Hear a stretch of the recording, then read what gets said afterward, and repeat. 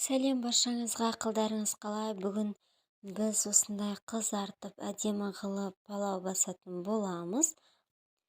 Ең алдымен майымызды міндетті түрде қатты қыздырып аламыз.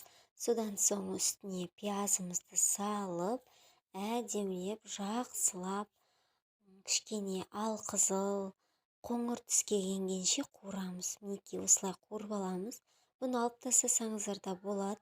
Болмаса бірден үстіне ет салып қуырсаңыздар да болады.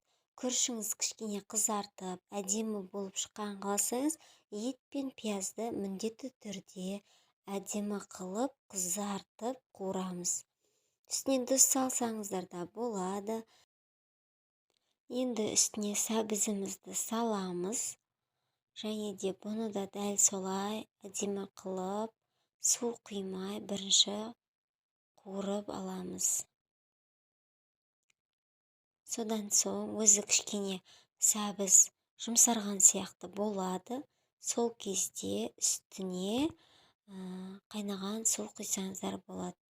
Көз мөлшермен сәбізіңіз бен етіңіз батып тұратындай етіп су құямыз. Енді үстіне біздің күрішімізді саламыз.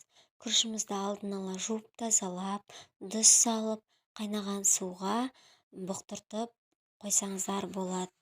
Содан соң үстіне кішкене су құйып, бір тегіс қылып жайып, және де бір құлдатып, бір қайнатамыз.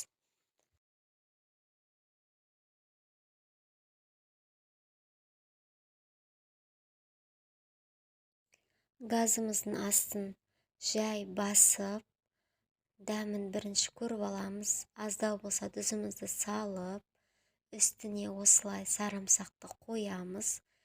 Бетін жауып пісіреміз. Әркімде әртүрлі, күріштеріне де байланысты. Менде 40 минут пісті. Мінекей осындай әдемі қызыл, қоңыр түске еніп піседі. Біздің күрішіміз әппақ болмайды. Себебі сіздің жуаңыз бен етіңіз әдемі қуырылғасын осындай болып шығады. Сіздермен Фариза. Лайк басып, комментарий қалдырыңыздар.